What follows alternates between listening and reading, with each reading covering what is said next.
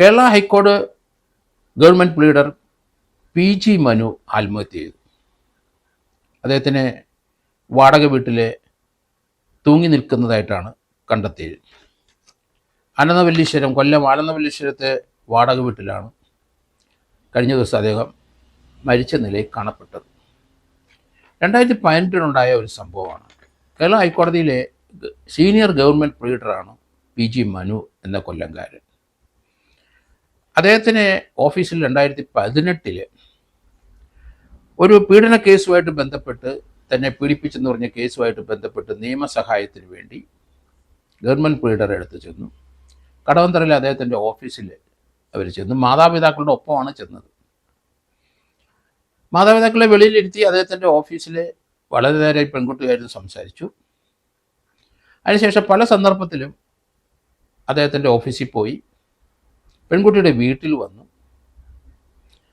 അങ്ങനെ ആ പെൺകുട്ടിയെ ഈ സന്ദർഭത്തിലെല്ലാം പീഡിപ്പിക്കുകയായിരുന്നു എന്നൊരു പരാതി അവർ എറണാകുളം റൂറൽ SP കൊടുത്തു.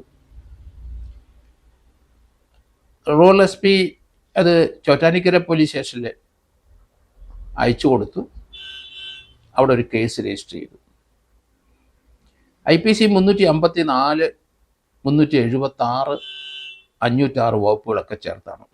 പെൺകുട്ടിയെ പീഡിപ്പിച്ച മാത്രമല്ല, അവരുടെ നഗ്ന ഫോട്ടോകൾ, അങ്ങനെ ചില കാര്യങ്ങളൊക്കെ എടുത്ത് കസ്റ്റഡിയിൽ വെച്ചു. അവരുടെ ഫോട്ടോ കാണിച്ച് അവരെ ഭീഷണിപ്പെടുത്തും. വീണ്ടും ഇദ്ദേഹം പീഡിപ്പിച്ചു എന്നാണ് പറയുന്നത്. എന്തായാലും പീഡന കേസിൽ പ്രതിയായി നിയമസഹായത്തിന് വന്ന പെൺകുട്ടിയാണ് ഗവൺമെൻറ് പ്ലീഡർ, ഹൈക്കോടതിയിലെ senior government pleader PG Manu പീഡിപ്പിച്ചെന്നാണ് പരാതി. അത് വളരെ അധികം നമ്മൾ വിചാരിക്കുന്ന രീതിയിലല്ല അത് കോടതി കാണുന്നത്, ഗവൺമെൻറ് കാണുന്നത്, സമൂഹം കാണുന്നത്. പെൺകുട്ടിയെ 2018 പീഡിപ്പിച്ച കേസ് ആയിട്ട് ബന്ധപ്പെട്ട് വന്നയാളെ, അതിന് വേണ്ട ഉപദേശം കൊടുക്കേണ്ട വ്യക്തി, നിയമോപദേശം കൊടുക്കേണ്ട വ്യക്തി, അവർക്ക് പണമില്ലെങ്കിൽ വേറൊരു വക്കീലിനെ ഗവൺമെൻറ് ചെലവിൽ ഏർപ്പെടുത്തി കൊടുക്കേണ്ട വ്യക്തി, അതാണ് ഗവൺമെൻറ് പ്ലീഡറുടെ ജോലി. അദ്ദേഹം ഹൈക്കോടതി കേസ് മാത്രമല്ല, നിയമസഹായത്തിന് വരുന്ന പെൺകുട്ടികൾ അല്ലെങ്കിൽ ആരൊക്കെ അർഹരായവർക്ക് അത് എത്തിച്ചു കൊടുക്കാനും ബാധ്യസ്ഥരാണ്. ഇദ്ദേഹത്തിനെതിരായിട്ടൊരു റേപ്പ് ഉൾപ്പെടെയുള്ള വകുപ്പുകൾ ചേർത്താണ് കേസ് രജിസ്റ്റർ ചെയ്തത്. അദ്ദേഹത്തിനെ ചോറ്റാനിക്കര പോലീസ് അറസ്റ്റ് ചെയ്തു, റിമാൻഡിൽ കിടന്നു. ഗവൺമെൻറ് പ്ലീഡർ സ്ഥാനം അദ്ദേഹം രാജിവെക്കേണ്ടി വന്നു. പക്ഷേ അതിനുശേഷം അദ്ദേഹം മറ്റൊരു കുസൃതികളെ കാണിച്ചു എന്നാണ് ഇപ്പോൾ പുറത്തു വരുന്ന വാർത്ത. അദ്ദേഹം വേറൊരു പെൺകുട്ടിയെ കൂടി ഇതുപോലെ റേപ്പ് ചെയ്തു, അല്ലെങ്കിൽ ആ പെൺകുട്ടിയെ അവഹേളിച്ചു, അവരോട് മോശമായി പെരുമാറി എന്നൊക്കെയുള്ള ഒരു പരാതിയുടെ ഈ കേസിന് ശേഷം വീണ്ടും വന്നു. ഏതായാലും അതുമായിട്ട് ബന്ധപ്പെട്ട് PG മനുവും അദ്ദേഹത്തിൻ്റെ കുടുംബവും ആ സ്ത്രീയുടെ വീട്ടിൽ പോയി മാപ്പ് അപേക്ഷിച്ചു. അവർ മാപ്പ് കൊടുത്തു. അതിന് ശേഷമാണ് ഇദ്ദേഹം ആത്മഹത്യ ചെയ്തിരിക്കുന്നത്.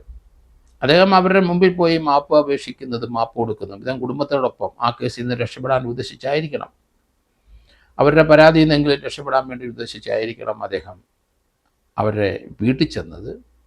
ഒറ്റയ്ക്കല്ല, ഭാര്യയുണ്ട്. അവരെ കാല് പിടിച്ച് അപേക്ഷിച്ചു. ആ ദൃശ്യം അത് സോഷ്യൽ മീഡിയയിൽ വന്നു. അതിനുശേഷമാണ് അദ്ദേഹം ആത്മഹത്യ ചെയ്തതെന്ന് ഞാൻ കരുതുന്നു. കാരണം ഇത്രയും സീനിയറായ ഒരു ഗവൺമെൻറ് പ്ലീഡർ, അദ്ദേഹത്തിൻ്റെ ഭാഗത്തുനിന്ന് ഇതുപോലെ ഒരു അബദ്ധം പറ്റാൻ പാടില്ല. ആ സ്ത്രീ അപ്പനും അമ്മയുടെ ഒപ്പമാണ് ആ പാവപ്പെട്ട സ്ത്രീ ഇദ്ദേഹത്തിനെ കാണാൻ വന്നത്. അദ്ദേഹത്തിൻ്റെ ഓഫീസിലിരുത്തിയ അപ്പനും അമ്മയും വെളിയിലിരുത്തിയ സമയത്തും ഇദ്ദേഹം പീഡിപ്പിച്ചു എന്നുള്ള രീതിയിലാണ് പരാതിയിൽ വരുന്നത്. അദ്ദേഹത്തിൻ്റെ ഓഫീസിൽ മാത്രമല്ല, പലതവണ അവരെ ഓഫീസിൽ വിളിച്ചു വരുത്തി പീഡിപ്പിച്ചു. പിന്നീട് ഇവിടെ വീട്ടിൽ ഇദ്ദേഹം സന്ദർശിച്ചു, അവിടെ വെച്ചും പീഡിപ്പിച്ചു. പല സന്ദർഭങ്ങളിലും ഇദ്ദേഹം അവരെ പല സ്ഥലത്ത് വെച്ചും പീഡിപ്പിച്ചതായിട്ടാണ് പറഞ്ഞത്. അവരുടെ വീട് ചോറ്റാനിക്കര പോലീസ് സ്റ്റേഷൻ്റെ പരിധിയിലായിരിക്കാം.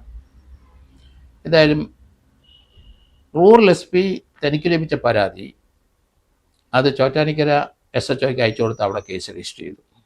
അങ്ങനെയാണ് ആ നിയമത്തിൻ്റെ വഴി മുന്നോട്ട് പോയത്. ഗവൺമെൻറ് ലീഡറായ അദ്ദേഹത്തിൻ്റെ ഭാഗത്തുനിന്ന് ഇതുപോലെ ഒരിക്കലും ഒരു നീക്കം, ഒരു ഒഫൻസ് ഉണ്ടാകാൻ പാടില്ല. ആനന്ദവല്ലീശ്വരത്തെ വാടക വീട്ടിൽ ചെന്നിട്ടും അദ്ദേഹത്തിന് രണ്ടാമത്തെ ആ പീഡനത്തെ മുൻനിർത്തിയുള്ള അദ്ദേഹത്തിൻ്റെ കുടുംബമായിട്ട് പോയുള്ള ക്ഷമ പറച്ചിൽ, അത് സോഷ്യൽ മീഡിയ വന്നപ്പോൾ അദ്ദേഹത്തിന് പിടിച്ചു നിൽക്കാൻ കഴിഞ്ഞില്ലായിരിക്കാം, മാനസികമായി താർന്നിട്ടുണ്ടാവാം. അദ്ദേഹത്തിൻ്റെ ആനന്ദവല്ലീശ്വരത്തെ ആ വീട്ടിൽ തൂങ്ങി നിൽക്കുന്നതായിട്ടാണ് ഇപ്പം വരുന്നത്. മരിച്ച നിലയിൽ കണ്ടു എന്നാണ് തുടക്കത്തിലെ വാർത്തകൾ. അനുവാദമില്ലാതെ ഒരു പെൺകുട്ടിയുടെ സ്വകാര്യ ഭാഗം അല്ല സ്വകാര്യത വഞ്ചിക്കുന്ന രീതിയിൽ അവരുടെ നഗ്ന ഫോട്ടോകളോ അല്ല അവരുടെ ഫോട്ടോകൾ എടുക്കുന്നത് കുറ്റകരമാണ്. ഒരാളുടെ അനുവാദമില്ലാതെ മറ്റൊരാൾക്ക് ഫോട്ടോ എടുക്കാൻ ഒക്കില്ല. അപ്പോൾ അത് വയലേറ്റ് ചെയ്ത് ഇദ്ദേഹം IT ആക്ടിൻ്റെ നിയമങ്ങളാണ് വയലേറ്റ് ചെയ്തത്. ഇദ്ദേഹത്തിൻ്റെ പല ഭാഗത്തെയും ഫോട്ടോ ഇദ്ദേഹം എടുത്തു. ഇടയ്ക്കിടയ്ക്ക് ആ ഫോട്ടോ കാണിച്ചവരെ ഭീഷണിപ്പെടുത്തും. കാരണം അവർ കേസിന് പോകാതിരിക്കാൻ വേണ്ടിയിട്ടുള്ള ഭീഷണികളാണ്.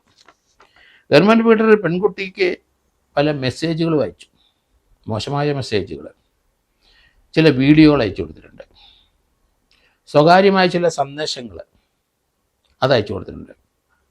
ഏതായാലും ചോറ്റാനിക്കര പോലീസ് IPC വകുപ്പിന് പുറമെ അത് IT വകുപ്പൂടെ ഈ കേസിനകത്ത് ഉൾപ്പെടുത്തി. കാരണം വീഡിയോ, മെസ്സേജ്, അതുപോലെ തന്നെ ആ അശ്ലീല സന്ദേശം, പെൺകുട്ടിയുടെ ചില ഫോട്ടോകൾ, ഇതൊക്കെ അവർക്ക് അയച്ചു കൊടുത്ത് അവരെ ഭീഷണിപ്പെടുത്തിക്കൊണ്ടേയിരുന്നു. അതെല്ലാം എവിഡൻസിൽ ഇപ്പോൾ എടുത്തു പോലീസ്. അദ്ദേഹത്തിന് അറിയാം ഇതിന് രക്ഷപ്പെടാനുള്ള സാധ്യത വളരെ കുറവാണെന്ന്. കാരണം ഹൈക്കോടതിയിൽ നിന്ന് ഒരു സോഫ്റ്റ് സന്ദേശം അല്ലെങ്കിൽ ഒരു സോഫ്റ്റായിട്ടുള്ള ഒരു കാര്യവും അദ്ദേഹത്തിന് ലഭിക്കാൻ സാധ്യതയില്ല. കുറച്ചുകൂടെ ബഹുമെൻ്റായിട്ട് മാത്രമേ നടപടി എടുക്കാൻ കോടതിക്ക് കഴിയുള്ളൂ. കാരണം കോടതിയെ സഹായിക്കാൻ വേണ്ടിയിട്ടുള്ളൊരു ഗവൺമെൻറ് ലീഡറാണ് അദ്ദേഹമാണ് ഇതുപോലത്തെയുള്ള കുറ്റങ്ങൾ ചെയ്തത്. അത് വെളിയിലായി, അതിനൊക്കെ പ്രോസിക്യൂഷൻ നടപടിയിലോട്ട് വന്നു. അദ്ദേഹം ഇതിനെ അറസ്റ്റ് ചെയ്തു, റിമാൻഡ് വന്നു, ജാമ്യത്തിൽ പോയി. ഗവൺമെൻറ് ലീഡറുടെ സ്ഥാനം രാജിവെച്ചു. അതിന് ശേഷമാണോ അതിന് മുമ്പാണോ മറ്റൊരു സംഭവം കൂടെ ഇതുപോലെ ഉണ്ടായി എന്ന് പറയുന്നു. അതോടുകൂടി അദ്ദേഹത്തിന് അടുത്ത പ്രശ്നങ്ങൾ ഉണ്ടാകുന്നതോടുകൂടി സമൂഹത്തിൽ പോലും നിൽക്കാൻ കഴിയില്ല എന്ന് തോന്നിയിട്ടുണ്ടാവണം. രണ്ടാമത്തെ കേസ് ഉണ്ടാകാതിരിക്കാൻ അവരെ പോയി ക്ഷമ പറഞ്ഞത് അതുകൊണ്ടായിരിക്കാം, കുടുംബസമേതം പോയി ക്ഷമ പറഞ്ഞു. എന്തായാലും ആദ്യത്തെ കേസിനകത്ത് കോൺക്രീറ്റായ എവിഡൻസുകൾ ഉണ്ടെന്ന് അദ്ദേഹത്തിന് അറിയാം. സീനിയർ ഗവൺമെൻറ് ലീഡറാണ്. ഇതുപോലെ ധാരാളം കേസുകൾ ഹൈക്കോടതിയിൽ അദ്ദേഹം വാദിച്ചിട്ടുണ്ട്. ആ പ്രോസിക്യൂട്ടർസിന് വേണ്ടി തന്നെയാണ് വാദിച്ചിരിക്കുന്നത്. അങ്ങനെയുള്ള ഗവൺമെൻറ് ലീഡറാണ് ഈ ഒരു അബദ്ധത്തിൽ ചെന്ന് ചാടിയിരിക്കുന്നത്. ശിക്ഷ ഉറപ്പാണെന്ന് അദ്ദേഹത്തിന് അറിയാം. അതുകൊണ്ടാണ് അദ്ദേഹത്തിന് ജീവൻ വെടിഞ്ഞ് പോകാൻ കാരണമെന്ന് എനിക്ക് തോന്നുന്നുണ്ട്. കാരണം വളരെ മിടുക്കനായ ഒരു ഗവൺമെൻറ് ലീഡറാണ്, കാണാനും സുന്ദരനാണ്. അദ്ദേഹം ഇതുപോലൊരെണ്ണത്തിനകത്ത് ചെന്ന് ചാടി. ആ ഒരു സംഭവത്തിന് ശേഷം അദ്ദേഹത്തിൻ്റെ കുടുംബ ബന്ധങ്ങളെല്ലാം മോശമായിട്ടുണ്ടാവണം. കാരണം ഇതുപോലുള്ള ചില അർജികൾ, പ്രേരണകൾ, അങ്ങനെയുള്ള ചില പ്രശ്നത്തിലോട്ടൊക്കെ നമ്മൾ ചാടുമ്പോൾ എല്ലാവരും അവരുടെ പൊസിഷൻ, അവരുടെ കുടുംബം, മക്കൾ, ബന്ധുജനങ്ങൾ അതൊക്കെ ആലോചിക്കേണ്ടിയിരിക്കുന്നു. എടുത്തു ചാടി അന്നേരത്തെ വികാരത്തിന് എടുത്തു ചാടി പോകുന്നത് അവരുടെ തന്നെ നാശത്തിനും അവരുടെ കുടുംബാംഗങ്ങൾക്കെല്ലാം അപകീർത്തി ഉണ്ടാക്കുന്നതും സമൂഹത്തിൽ അവരെ വിലയിടിച്ച് കാണിക്കുന്നതും അത് തന്നെയല്ല. ഹൈക്കോടതിയിലുള്ള ഒരു ഗവൺമെൻറ് ലീഡറാണ്. കോടതിയോട് ഇന്ത്യയിലുള്ള ജനങ്ങളെല്ലാം വളരെ ബഹുമാനത്തോടെ കോടതി മുമ്പ്, കാരണം എന്തെങ്കിലും നീതി കിട്ടുന്നെങ്കിൽ കോടതിയിൽ നിന്നാണ് കിട്ടുകയുള്ളൂ നമുക്ക്. അങ്ങനെയുള്ള കോടതിയിൽ നീതി വാങ്ങിച്ചു കൊടുക്കേണ്ട വ്യക്തി സീനിയർ ഗവൺമെൻറ് ലീഡറാണ് മനു എന്ന ആ വ്യക്തി. അദ്ദേഹത്തിൻ്റെ ആ കേസിനകത്ത് ഉൾപ്പെട്ട ശേഷം അദ്ദേഹം തനിക്ക് പറ്റിയ അബദ്ധം എന്താണെന്ന് അദ്ദേഹം മനസ്സിലാക്കി. അതിൻ്റെ ഗ്രാവിറ്റി അദ്ദേഹത്തിന് മനസ്സിലായി. മറ്റുള്ളവരെയൊക്കെ പറഞ്ഞു കേട്ടും കോടതി വാദിച്ചുമൊക്കെ നമ്മൾ പോകും.